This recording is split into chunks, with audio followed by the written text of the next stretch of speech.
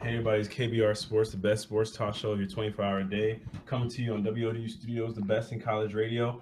I'm your host, Brendan Nabby, and my two co-hosts, Rashad Pennell to my left and Kyler Lewis to my right. We're coming to you on Rabble TV, Spreaker, and iTunes, so make sure you guys check us out on there. We air every Monday and Wednesday, 10 a.m. to 11 a.m. Also, tweet us at KBR_sports and subscribe to our YouTube channel where you can see our past shows and past segments. And also, if you want to join in on the debate, you can call in at 757-683-4405. But to get things started, how y'all feeling? You forgot about commenting on YouTube. Yeah, all right. Yeah, comment on the YouTube page also, so you can read your comments live during the stream. Yeah, how you guys doing today? Good. This day looks like it's gonna be a good day. Even though it's gonna be a little cold, just a little bit. It's still gonna be a good day. I took that 5-hour energy. Sensational. It's good to hear. All right, guys, let's get into the topics for today. Starting off, we're going to be talking about the NBA and, this players resting at this point in juncture in the season. It seems like everybody gets to this point in the season where they start resting their players, following the Greg Popovich philosophy, it seems. And that's how does it impact the game and the fans, especially? We'll get into that. And also this whole D'Angelo Russell fiasco, what's been a whirlwind of what's swirling around after the story broke yesterday about how his recording of Nick Young impacted the Lakers' performance against the Utah Jazz a couple of days ago on Monday, actually. So we'll talk about that. And we'll also get into Jim Irsay's comments about CTE and the link it has in connection to football. And then finally, we'll give our Final Four predictions to end out the show and, see how you guys may feel if you guys want to also weigh in and join in on the debate. But to get things started, it seems as though this NBA season that now the trend has been for people to start resting their players as we get later and later on into the season. We already seen San Antonio did it last week when they played Oklahoma City in Oklahoma City. They rested their players and they hung in there for the first half, and then they essentially lost by 19. But then we saw last night the Thunder chose to rest Kevin Durant and Serge Ibaka, which resulted in them losing to the Pistons 82-88. And then you see the Cavaliers also rested LeBron James, and it resulted in them losing to the Rockets, who the Rockets came back and won that game. So and they won 106-100. So when you look at the grand scheme of things, and you sit here, you think, okay, yeah, they're resting these guys for the long playoff run and stuff like that. But when they rest these players, it affects the fans coming to see them. As I read for some fans that came to watch the Oklahoma City game, because one guy he's a foreigner, he's a foreign exchange student, came from Germany, and all he wanted to do was come see Kevin Durant. It's kind of his dream. He loves Kevin Durant. And then there's another guy that actually lives here, but he lives a couple of hours away from Houston. And so he drove to Houston to watch the game. Detroit. He came to Detroit to watch the game, and he said, I would say it's got to be a 9.5 out of 10 on his disappointment level of Durant sitting. It's pretty high. It's high. The only thing that would make up for that half is if I get a signature. It would lower if it would go way down. And then the dude's name that's actually the German foreign exchange student is Jarek Higeman, and he said for him this would probably be the only game he comes to in his life before he goes back. I would say like an 8 on my disappointment level because I really wanted to see him, but the whole experience is great for me. So when you guys look at it, and this Billy Donovan made the announcements about 90 minutes before the tip-off. So it wasn't like it was something that was pre-planned or anything. It was legit right before tip. And it was one of those things that it was such short notice. People were kind of taken aback by it. And the statement Donovan said about it, he said, it's not something we're dictating. They're a part of these conversations. We want to know how they're feeling, what they think, where they're at in terms of number of games played, being able to get them some rest, making sure they're fresh. All those things to go into the decision, which them being a part of it. In order for any of it to work, Kevin and Serge have to be on board and say, yeah, this is what I want to do. Yeah, tonight's a good night to do that. So what do you guys think about the impact the NBA resting players is having on just the game overall, and then also on the fan bases? Kyle, let's start with you. What do you think? Well, it's no late game. Late season is it's a smart play to try and rest your good players because you want to keep them healthy for the playoffs. If you're in a slot for the playoffs, But then again, it takes away from, like you said, the fans' experience. Fans come in to see Kevin Durant, Russell Westbrook, play this amazing game of basketball, and they don't get to see one of their favorite players, or a player that they enjoy watching play. It depletes the impact of the game overall. And also I think it also hurts the players as well. Well, some of the players. Like, I'm gonna take a situation like OKC. They resting Serge Ibaka and Kevin Durant, but Russell Westbrook isn't getting any rest. See, and he's probably feeling like it's. I know I can see the frustration in like his eyes. When I looked at a little interview, and he was just like upset about Reggie Jackson and his celebration stuff. And because when they beat them, he was like celebrating on the sidelines and stuff like that. And he was just feeling just all kinds of upset and whatever. But I feel like just him having to take the lead on the team kind of like put the pressure on him, and maybe made him feel like, maybe I need some rest too. And see, if you're gonna rest these players, rest them. Don't rest all of them at the same time or something like that. Rotate them a little bit. Give Kevin Durant one game to rest, and then Russell Westbrook the next game, and then Serge Ibaka or something like that. If you want to rest players, I don't think that they should though, because it takes away from the fans' experience, and you're gonna lose games. Even if your spot is like secure, you don't want to mess up your record or something like that.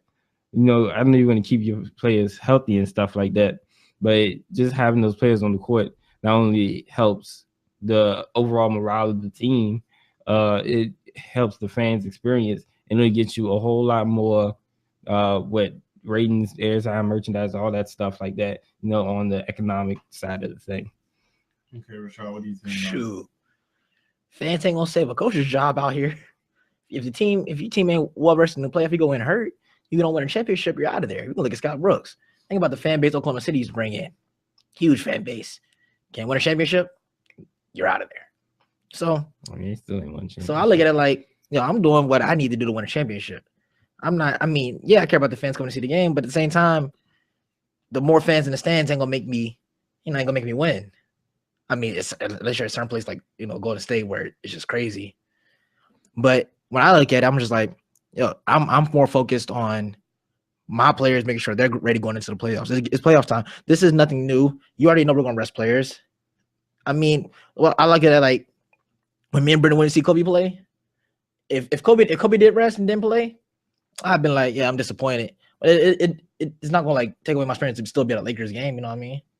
I just don't get to see Kobe play. I probably get to see him there, but watching him play is something great. But at the same time, I'm like, I'm not gonna sit here and be like, I wasted my money now, because I'm still at a Lakers game. I'm still at my favorite team.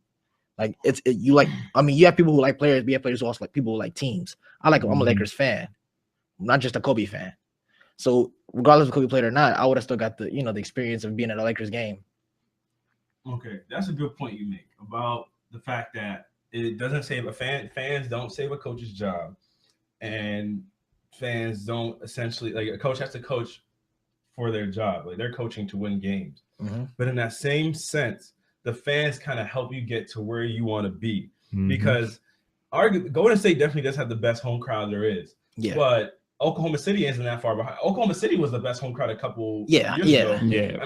They Oklahoma City's pretty much right up there with Golden State. Golden State is this war core arena, because when you see guys hitting threes all the dang time, of course you're going to get excited. Mm-hmm. So it's one of those things, and I think it's one of those things. I understand why they do it, but there was a point in time it felt like, because Michael Jordan would try and play every single game back in the day. And I feel like this is sort of a new age revolution kind of thing. Because back in the day, you tried to play all the 82 games if you could. If you never tried, there was no thing about rest. You hear a lot of the old players will talk about it. There was no thing of, we're going to rest guys are going to sit out, blah, blah, blah, this. It was always, we got to try and get out as many games as we can. If you're hurt, all right, you play hurt. If you're injured, you sit out. But if you can play, you can play. That's how it was in the older style. And I feel like as we got into this new age of players, where the game is more, the power is more in the players' hands. And especially after we saw what LeBron did with the move to Miami, when he went to Miami a couple of years ago, and now Greg Popovich has started resting his guys. A lot of people have followed suit. So it can't take away.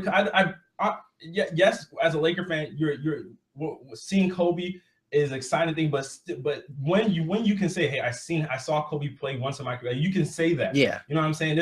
That guy got taken away the chance of, because I mean it's a German guy, one of the dudes that was there. I mean, who knows how many scenarios are similar to his? And when you get that experience to be able to say, I saw my favorite player, Kevin Durant, play, or I saw so and so play, and you feel, especially with this new technology that we have that's supposed to help keep players healthier for longer periods of time, you sit there and you're like, well, why are they resting guys so consistently? Because I mean, it's different. Like the San Antonio logic, and the thing is, I think some of it makes it worse because they'll rest guys on like TNT nights kind of games. Like if the Spurs are playing the Warriors, the Spurs are going to sit like 4 guys. And it's like, and then they lose. But it's like, why did you choose that game instead of a game against the Lakers where you played Timmy and you played all these guys? Why would you choose a game against the Golden State Warriors where you know the tickets are selling like crazy against them for that game, and you know a lot of people are going to be tuning in?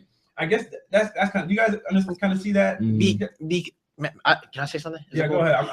I agree. I completely agree with you. Like, I agree with you on the aspect of like, you understand those are big games that everybody's coming to see. That's on TV, nationally shown. You also have like, you know what I'm saying? Like, you do have people who don't get the chance often. You know what I'm saying? They go to a game like once in a lifetime experience. But at the same time, I feel like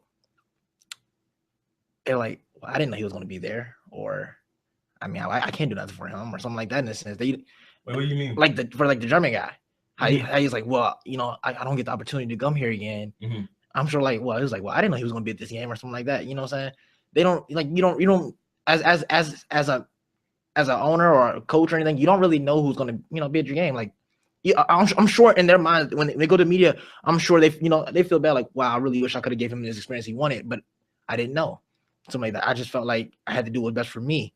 And going back, I agree with you about the old things. How they be like, well, you want to play all the games, you can.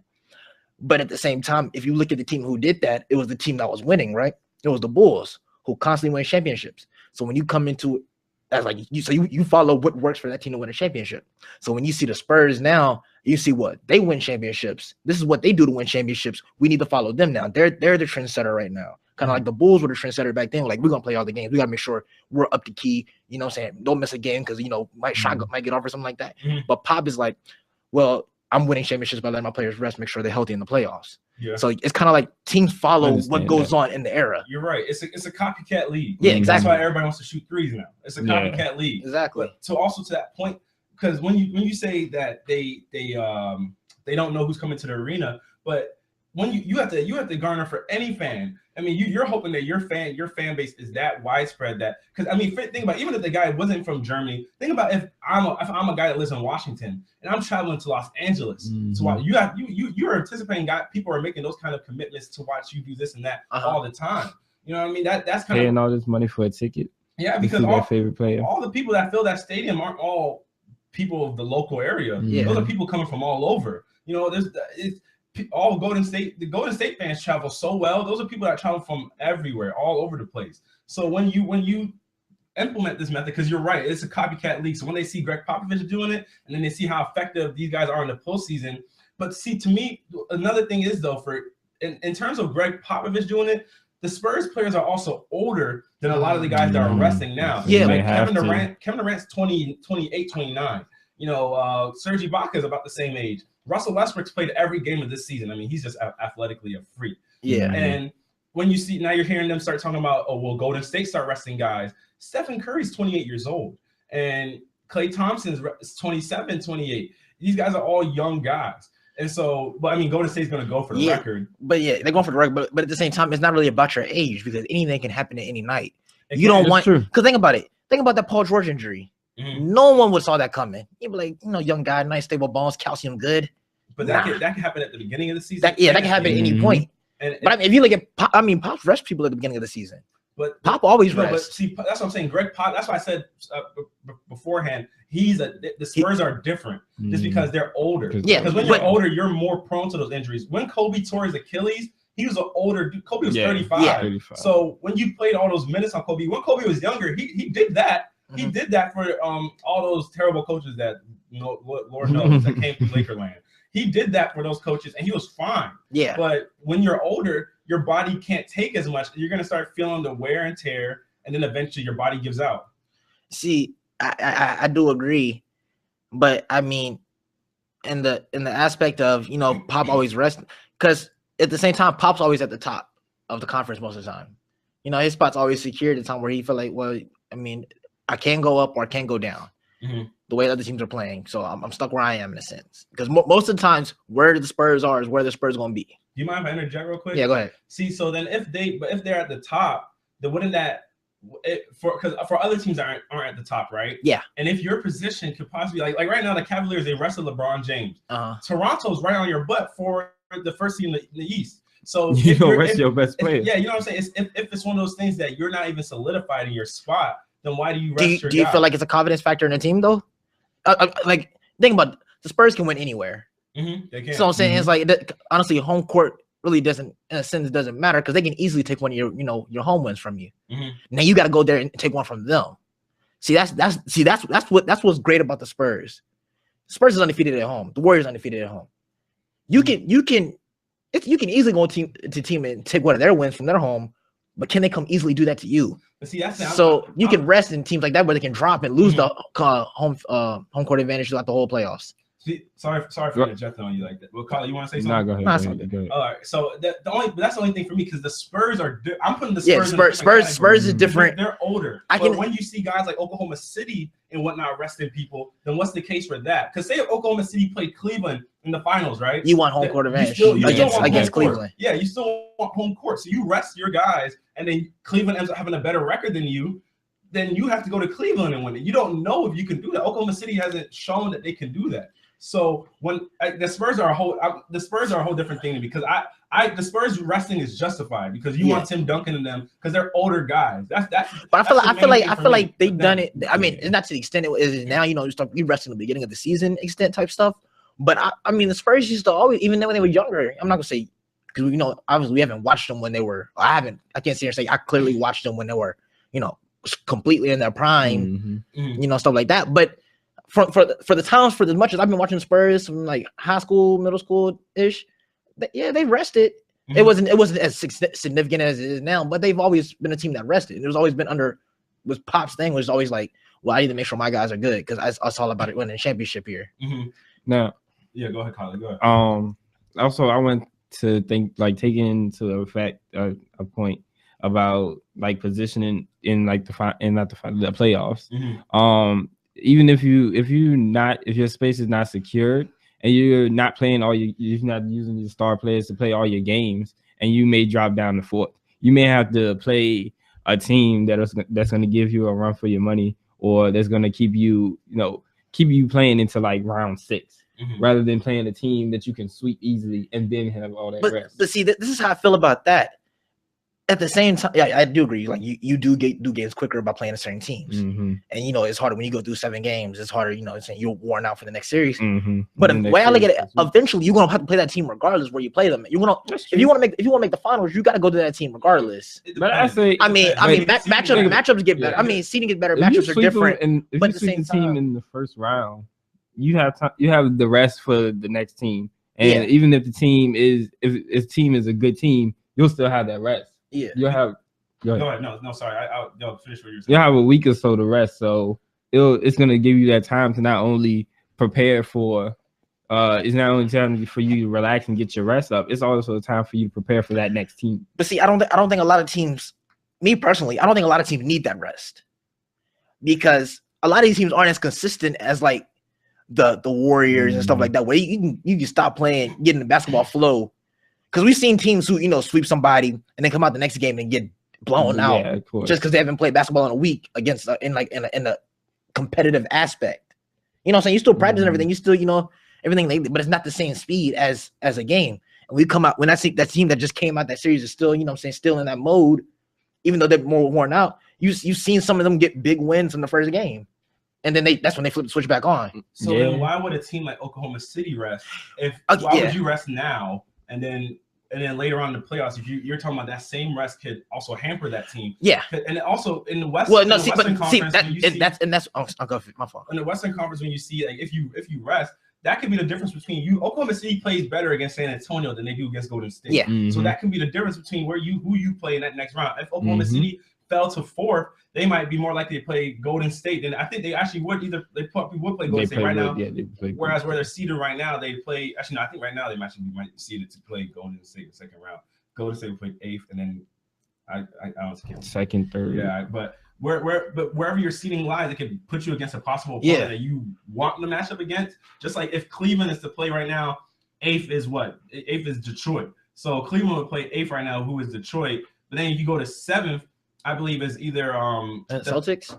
No, I think the Celtics are 5th. Yeah, I believe it's either the Pacers or who else? And see that I don't think the Pacers are the team the Cavaliers want, because that Pacers LeBron matchup is always, you know. But do you see? Yeah, I kind of see. Yeah, seeding change. So yeah, when you lose a game and then Toronto can come and end up playing the Detroit, where Cleveland knows they can. I mean, they can do what they want with Detroit. Yeah, but when that seeding changes now, the Cavs will play Pacers because the Pacers is in the 8th spot. Oh, the Pacers are in the 8th. Oh, the Pistons are 7th. So the Cavs will play the Pacers right now, and then the Raptors will play. 6 is the Hornets, and 5 is okay. You look at some, like, okay, back to your Thunder, thing.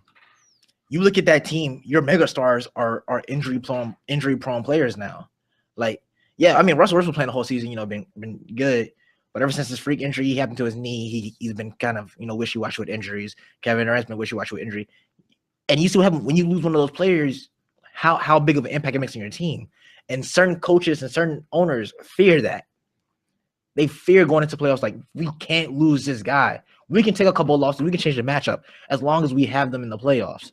Same thing with the Warriors. You know, Steph Curry, before his ankles got a lot stronger, he used to have an ankle problem. You can't lose Steph Curry going into the playoffs. Yeah, you can't lose Draymond Green going to the playoffs. Comment from Brianna Smith on YouTube. She said, "I think that as a compromise for the fans to say this is a once in a lifetime experience, I feel that coaches should rest their star players for the second half. The NBA should take a hint from the NFL in their preseason strategy, and especially in the NBA. If a coach like Pop is not as concerned about their standing, then players not playing in the second half won't really make a difference." I mean that is a good point. Yeah, you still get to see them play. That's a really great point. Yeah, that's a really good solution, because that is what a lot of NFL teams do in the preseason. They don't play a RG3. They won't play a Tom Brady for the whole. That's a really good point, because I'd be satisfied if I got to see Kevin Durant light it up on somebody for 20 minutes. Yeah, you know what I mean. Like, you get to see Kevin Durant play for X amount of minutes, and even if they have a bit of a lead, and they're like, okay, let's see at the bench. Like, just like how the Golden State does. Golden State's like, well, Steph, you know what? Might not need you for the rest of the game, buddy. This boy still would drop 30-some and a half. And then he says the 4th, but at the same time, the fans already seen him play. Yeah, exactly. That's why her solution was great, because your fans get a bit of both. You know what I'm saying? You might not see him play the whole game, but you still got to see him do what he got to do. You might not see him rack up the whole 40, but then he looked good dropping that 18. It was flash. Those threes was looking nice. Yeah, it was a flashy 18. My goodness. All right, y'all, we're going to move on to the next topic.